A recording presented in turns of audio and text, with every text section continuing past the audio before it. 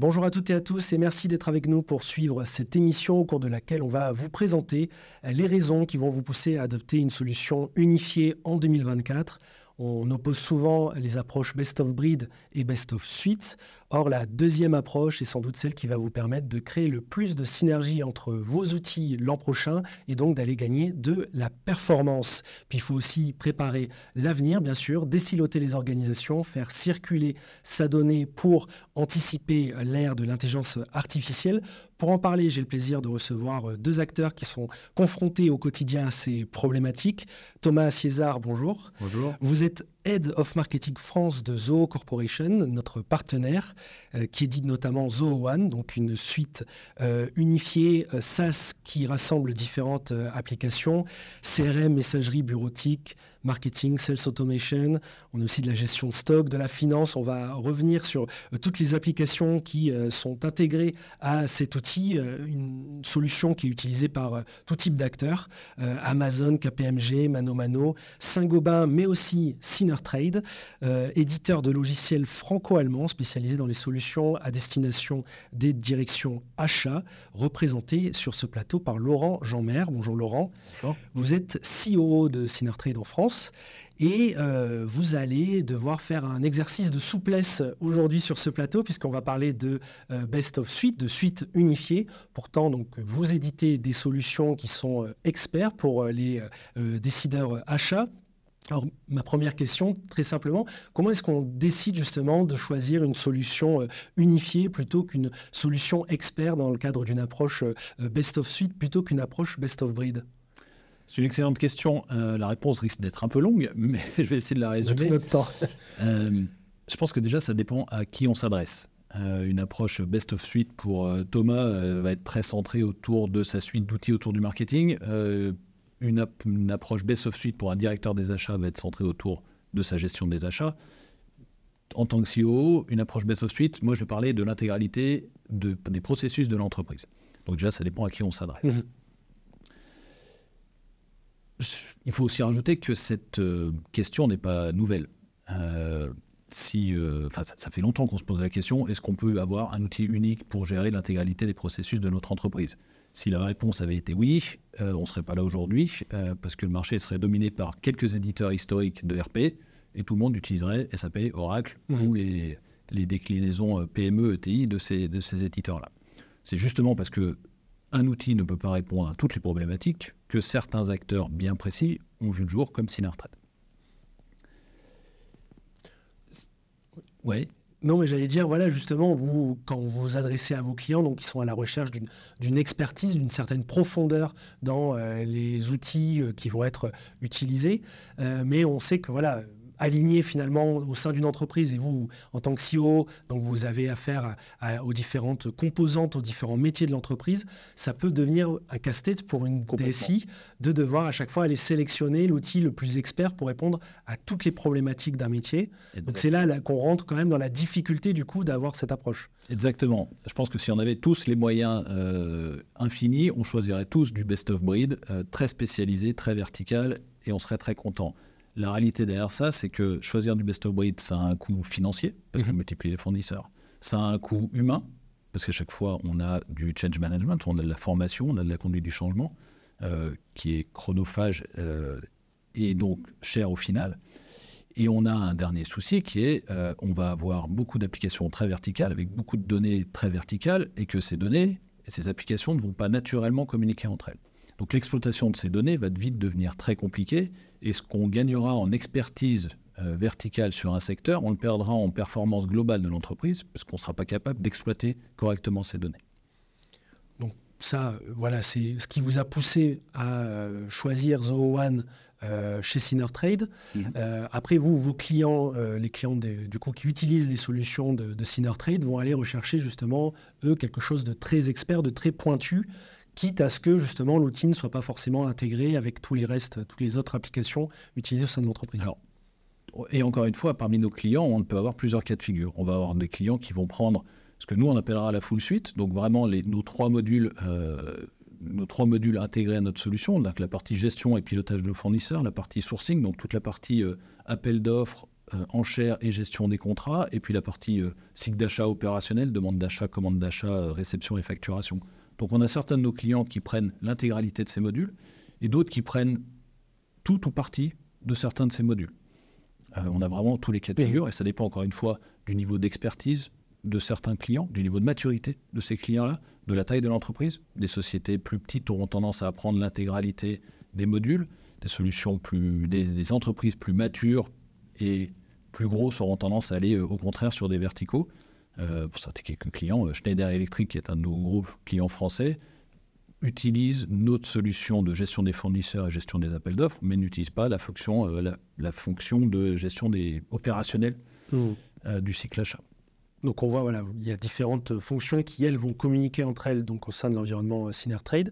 Pour revenir donc à une suite du coup unifiée, d'outils unifiés, vous, ce que vous avez, quand on préparait cette émission, vous nous aviez aussi dit que voilà, ce que vous aviez trouvé intéressant chez Zoho, c'était la capacité à aller quand même trouver, paramétrer pour avoir une solution qui répond à des problèmes spécifiques, chaque outil, et d'avoir en face de vous un interlocuteur unique qui prêtait l'oreille aussi à vos suggestions. Complètement. C'est une des grosses forces de Zoho, il faut être clair. C'est qu'effectivement, c'est une solution qui couvre l'intégralité de nos besoins, à peu d'exceptions près. C'est une solution qui est paramétrable, à laquelle on peut demander beaucoup. C'est une solution qui peut être très générique, très rapide à mettre en place, et qui peut être également capable de rentrer dans certains points de détail vraiment très précis liés à notre activité. Et c'est une force de Zoho One, clairement, de pouvoir répondre à ce type de problématique. Ouais. Thomas, donc j'imagine que ça fait plaisir à entendre, mais dans le témoignage de ce que partage avec nous Laurent sur aussi le constat, on sait que il peut y avoir un défi en termes de complexité, de temps pour aller sélectionner les applications, d'argent aussi pour aller mener l'intégration et ensuite faire tourner en parallèle toutes ces solutions. Est-ce que dans tous ces différents éléments, vous retrouvez finalement un petit peu tout ce que vous disent vos clients au moment où ils préfèrent utiliser une solution unifiée comme Zoho One? Oui, alors c'est une vraie problématique aujourd'hui qu'on a chez nos clients, d'avoir en fait cette suite unifiée, de faire passer l'information d'un département à l'autre au sein de l'entreprise, parce que un département marketing va utiliser une quarantaine d'applications, que ce soit pour faire du marketing automation, organiser des campagnes d'email marketing, faire organiser des webinars, peu importe. Il y a énormément d'outils qui sont utilisés tous les jours. Pareil, également beaucoup d'outils sur la partie commerciale, la partie support. Et il faut réussir à décloisonner ces différents départements. Et si on n'a pas des applications qui sont communicantes et qui s'intègrent les unes avec les autres, on va dire de manière native, en fait, on se retrouve à ce que j'aime bien l'image, c'est le spaghetti as a service, le SaaS avec plein d'intégrations dans tous les sens, ou sinon c'est manuellement et du coup avec une énorme perte en termes d'efficacité parce que on a tous connu le fait de devoir exporter les données d'un logiciel pour pouvoir les réimporter, sauf que y a des problèmes en termes de compatibilité, d'écriture, ouais. C'est pas les mêmes termes qui sont utilisés. Toutes ces problématiques-là sont rencontrées. Alors que quand on est dans la suite Zoho One, intégrer, pouvoir lancer une campagne marketing auprès de sa cible, de sa cible qui a été définie dans le CRM, tout est totalement transparent. Vous pouvez donner peut-être quelques exemples de synergie qu'on peut attendre à obtenir en utilisant Zoho One? Oui, alors ça va au-delà de l'applicatif métier pur. Par exemple, le CRM pour la partie commerciale, c'est, vous l'avez mentionné en introduction, Zoho, on couvre vraiment beaucoup de besoins. On a par exemple un outil de chat qui existe depuis une dizaine d'années, qui est directement intégré sur le CRM. C'est-à-dire que plutôt qu'avoir une fenêtre d'un côté avec le chat pour que les commerciaux puissent parler entre eux, le chat est intégré au CRM. On a aussi des options pour faire du stockage de documents, de la signature électronique. En fait, tous les outils qui peuvent être connexes à une utilisation principale d'un outil de CRM qui est juste uniquement pour la gestion de la relation client peuvent s'interconnecter. Et en fait, on peut vraiment gagner en efficacité, en synergie entre ces différents outils. Puis il y a un point aussi qui est important, et je suis sûr, Laurent, en tant qu'ancien directeur achat, justement aussi, c'est quelque chose qui vous tenait à cœur, mais voilà, il y a aussi une rationalisation au sein de l'entreprise quand on a un problème ou quand, ne serait-ce qu'au niveau de la facturation, on avait aussi évoqué ce point-là en préparation, ça simplifie beaucoup plus les choses, bien sûr, d'avoir un interlocuteur unique.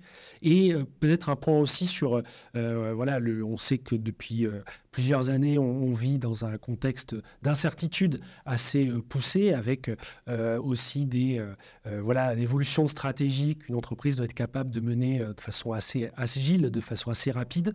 J'imagine que voilà, quand il s'agit de lancer peut-être une nouvelle offre, de digitaliser par exemple des événements via des webinars, comme on a eu l'occasion de le vivre massivement pendant le Covid, c'était très facile finalement, plutôt que d'aller prospecter pour choisir la meilleure solution pour faire des webinars. Finalement, il suffit juste de sélectionner le module dans Zoho One qui permet de faire des webinars, et puis tout le reste va du coup être... Ça, c'est un élément qui est clé aujourd'hui pour justement la mise en place. C'est-à-dire quand on est client Zoho One, on a accès à l'intégralité de la suite. Et après, c'est un tiroir. Donc on décide d'activer ou non certaines applications. En moyenne, les clients de Zoho, on utilise une quinzaine d'applications sur les 55 disponibles, mais on a des clients qui vont pousser leur utilisation sur une trentaine, quarantaine d'applications. Et tout est disponible de manière native, déjà pré-intégré. Et du coup, il suffit juste de l'activer, et ça permet justement recherche, petite R&D en interne sur les meilleurs usages, comment ouvrir un nouveau canal. On a parlé du webinar, ça peut être faire de l'événement. On a aussi des outils pour la gestion événementielle.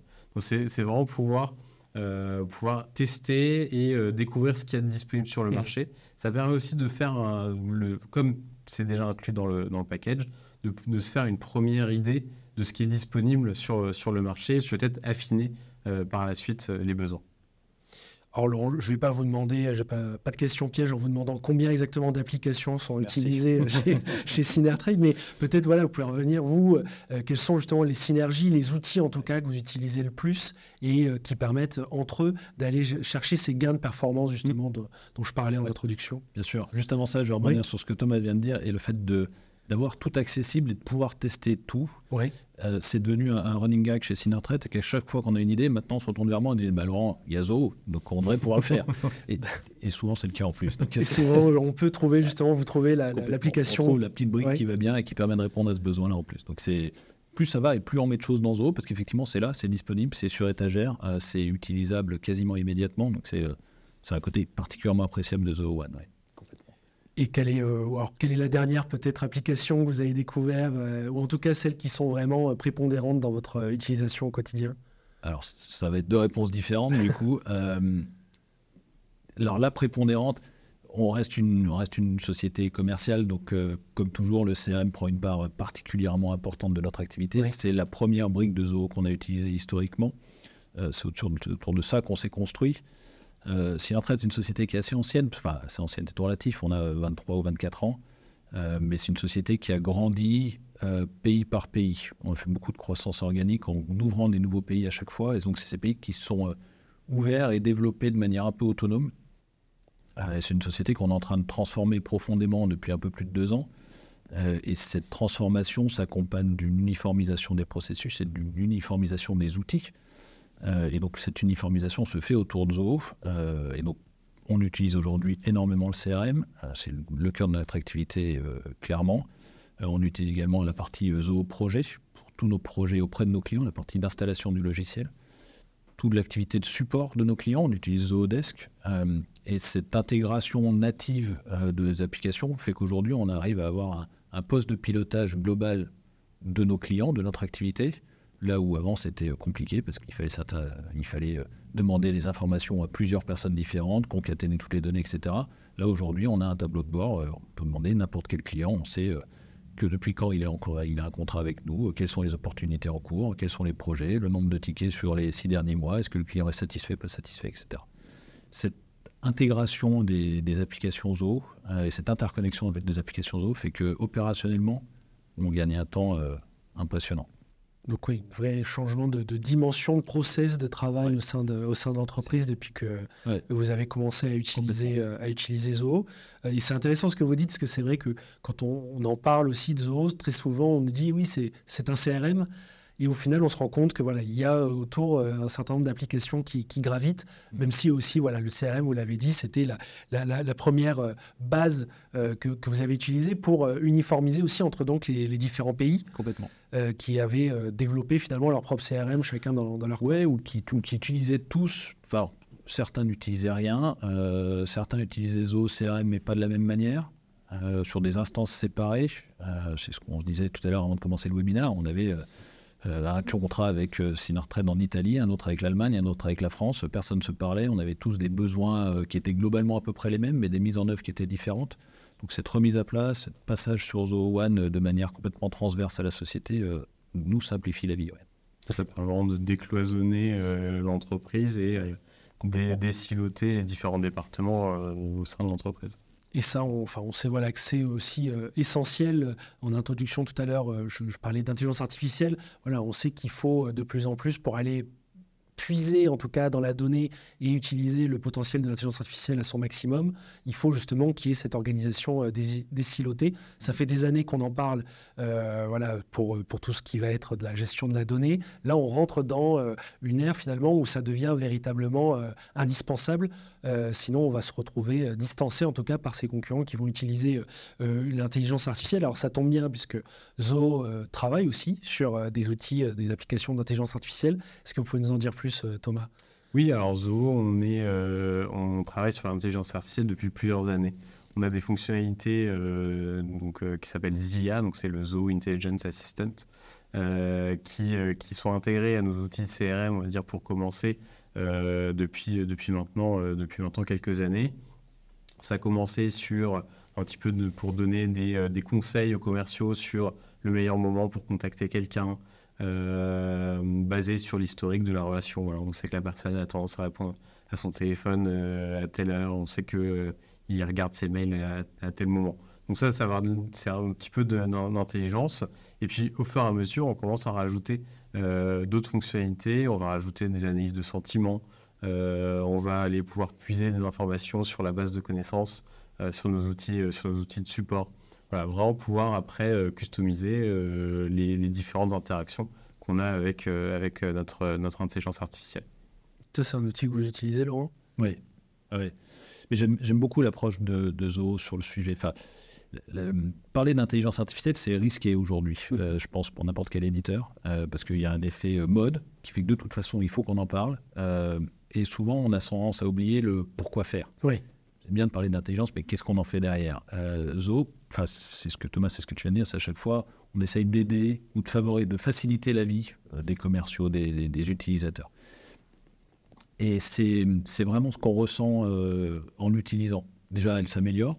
Je ne vais pas dire de jour en jour, parce que je ne l'utilise pas tous les jours, mais vraiment, on voit les progrès de mois en mois. Le dialogue devient de plus en plus naturel.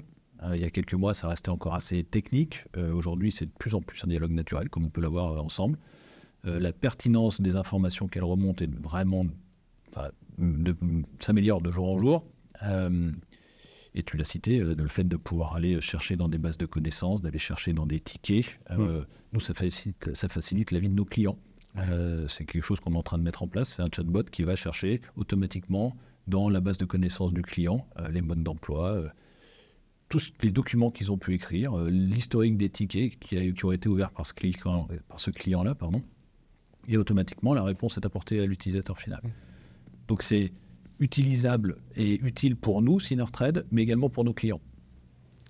Et donc, là, c'est bien sûr la dernière brique, on va dire, ou en tout cas la dernière porte qui s'est ouverte en termes d'innovation. On va avoir de plus en plus d'applications et vous l'avez dit, donc une progression de mois en mois qui va aller puiser dans de plus en plus d'outils aussi de Zoho One pour gagner en intelligence.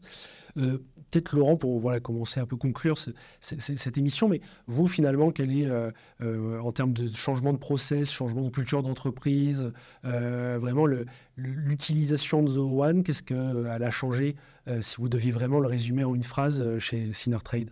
En une phrase? Plusieurs, on va pas vous les décrypter. Je pense que c'est clairement grâce à Zoho1 qu'on parle aujourd'hui tous le même langage chez Synertrade. Je vous l'ai dit, on a grandi de manière un petit peu autonome dans plein de pays. On est présent dans 9 pays différents, présent physiquement dans 9 pays différents. Le fait d'avoir des processus unifiés et un outil commun fait qu'aujourd'hui, on parle tous le même langage. Et sans Zoho, on n'aurait pas réussi à faire ça aussi rapidement, très clairement. Et avec des gains, donc ce que vous disiez aussi, une visibilité beaucoup plus accrue sur l'état de la relation avec vos clients, sur les problématiques qui sont remontées. Donc on imagine finalement que les informations que vous retrouvez via Zoho1 vont aller abreuver en fait l'ensemble de l'entreprise, et que ce soit une problématique que vous allez rencontrer dans un pays va peut-être être réglée par un autre pays. Enfin, voilà, c'est quelque chose, des synergies à tous les niveaux. Complètement, et on gagne également en transversalité. C'est-à-dire qu'aujourd'hui, j'ai des équipes allemandes qui peuvent aller intervenir sur des clients italiens parce qu'ils ont la vue globale de ce qui se passe avec ce client. On a les mêmes processus, ce qui était complètement inimaginable, ne serait-ce qu'il y a un an. Aujourd'hui, c'est notre quotidien. C'est vraiment quelque chose qu'on fait tous les jours, littéralement. Et qu'est-ce que vous attendez justement pour l'avenir? Est-ce qu'il y a encore des zones d'ombre ou des développements que vous attendez de la part de Zoho si vous devez adresser un message à Thomas? Toujours améliorer sa solution. Je pense que déjà, on est très très loin d'avoir fait le tour. On a encore beaucoup de choses. On a des projets en cours. On commence à regarder un petit peu ce qui se fait côté Zoho People, Zoho Expense. L'idée étant de construire, de la même manière qu'on a fait un tour de contrôle autour de nos clients, l'idée c'est de pouvoir faire à peu près la même chose côté salarié. D'accord. Donc c'est ce qu'on est en train de regarder aujourd'hui avec les équipes de Zoho. Et puis, je l'ai dit, à chaque fois qu'on a une idée, Zoho a quasiment une réponse, ou quasiment toujours, donc on est loin d'avoir fait le tour. Thomas, même question, à quoi faut-il s'attendre de la part de Zoho en 2024? On a toujours beaucoup de sujets sur lesquels on planche. Zoho, sur les dernières années, c'est à peu près entre 4 et 5 applications qui sortent tous les ans. Donc on a encore pas mal de nouveautés. On a aussi des améliorations en permanence sur les différents outils. Que ce soit autour de l'IA, on a un gros focus en ce moment sur justement toute la partie intelligence artificielle. On s'intègre aujourd'hui avec les outils connus OpenAI, notamment sur le CRM. Zoho travaille sur son propre LLM pour la suite. Il va être justement capable de récupérer les informations sur les différents silos de l'entreprise et les différentes applications pour avoir la meilleure source d'information. Un point qui est important aussi pour nous et que je souhaite mentionner, c'est tout ce qui est... on a beaucoup parlé de mettre la donnée accessible à tout le monde, et ça se passe à tous les niveaux. C'est-à-dire que ce soit au niveau du management, pour avoir les informations sur ce qui se passe et avoir un tableau de bord, cette vision d'ensemble, mais également au niveau du collaborateur qui est sur le CRM tous les jours, qu'il ait accès aux bonnes informations au bon moment pour mener son travail à bien. Une année en tout cas qui sera riche en développement et en projets. Merci beaucoup Thomas d'avoir été avec nous. Merci Laurent aussi pour votre témoignage. Et merci à vous aussi de nous avoir suivis. J'espère qu'on vous a donné envie d'aller à la découverte de Zoho, d'aller au-delà du CRM si vous connaissiez déjà Zoho par ce biais-là, et de suivre en tout cas l'actualité de la solution qui s'annonce déjà riche pour 2024. Merci beaucoup et à très bientôt. Au revoir.